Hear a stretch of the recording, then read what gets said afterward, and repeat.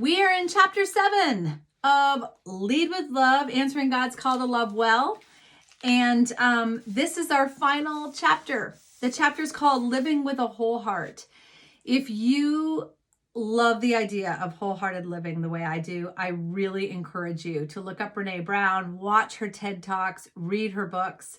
She embodies wholehearted living, and she's got great research to back it up, and she's just a phenomenal author.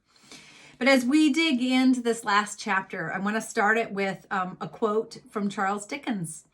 The quote is, "A loving heart is the truest wisdom."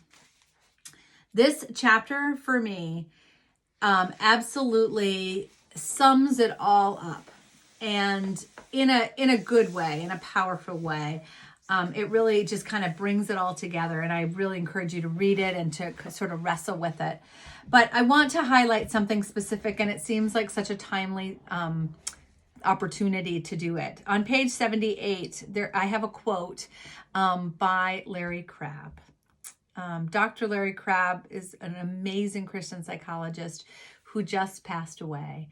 He made an indelible mark in psychology and counseling from a biblical perspective, and he is just an absolute delight and honor to learn from. So I encourage you to look at his books. But I want to read this. This is a quote from Dr. Crabb's book called 66 Love Letters. And I really think out of the entire chapter, this is the thing to grab a hold of, wrestle with, journal about. This is the quote. "My son is the perfect person I had in mind for all people to be. He is the perfect person whose image you will become.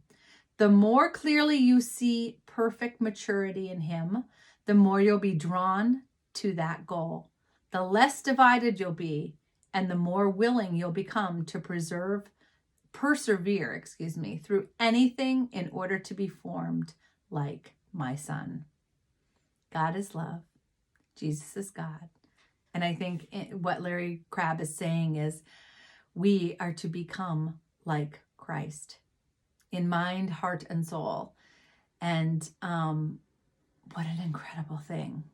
So just above the quote by Larry Crabb is this, and it just really challenged me. "An exhausted heart is a divided heart, is a broken heart. The only true healing for the heart is to unify with the one who created it. The process we are in this side of heaven is unifying ourselves with our Creator." I don't know if there's anything else that needs to be said because that idea of unifying ourselves with our Creator is exactly really understanding the way that we are struggling as humans, back to back and looking down. And the goal is to be face to face and tipped upwards. That community and connection with God allows us to then have good community and connection with others. It's really, really, really powerful. When we think about what love looks like, what it looks like for us to become Jesus, just like Dr. Crabb challenged us, this is what it all is summed up. It is summed up like this. We are to have fruit. And our fruit is to be love, which is showing affection for others, joy, exuberance about life, peace, serenity, patience, a willingness to stick with things, kindness, a sense of compassion in the heart, goodness, a conviction that the basic holiness permeates things and people. Remember the value of people no matter what. Faithfulness, we have loyal commitments to each other. Gentleness, we don't need to force ourselves on others, and self-control. We're able to marshal and direct our energies wisely. Against such things, there is no law. That is Eugene Peterson's version of Galatians 5. And I love, love, love, love. It doesn't matter whether it's NIV, NLT, the Message, RSV, the end of Galatians 5 very, very, very clearly says, against such things there is no law. There is no end. We can never be too self-controlled, gentle, faithful, good, kind, patient, peaceful, joy, and loving. We can never have too much of that. Ever. And there are times in my life where sometimes I feel like people have said things like, you are too kind, or you are too loving. You should be more upset about that.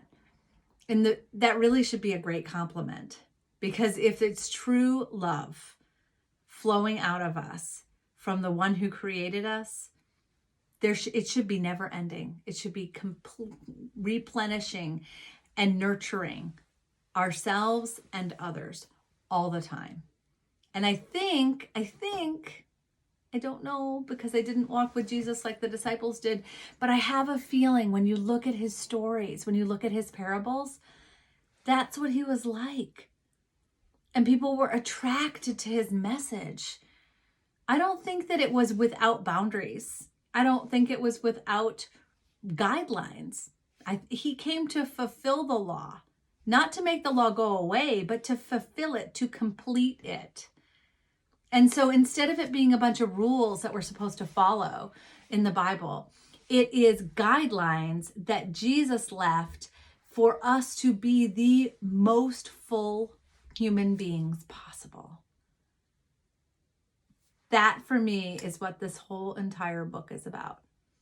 If God is love and I am to look like God and I was created in his image, which is love, then I want to work on figuring out how to have love coming out of me in everything I do, everything I say, and everything I think. And when I don't have those thoughts, then I need to be quick to surrender and confess so that I can come back to his grace and mercy to give love again.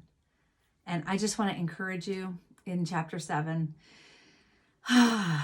just breathe in the Spirit of God and allow him to enjoy the life you've got. Actually be able to take in and appreciate that he loves us.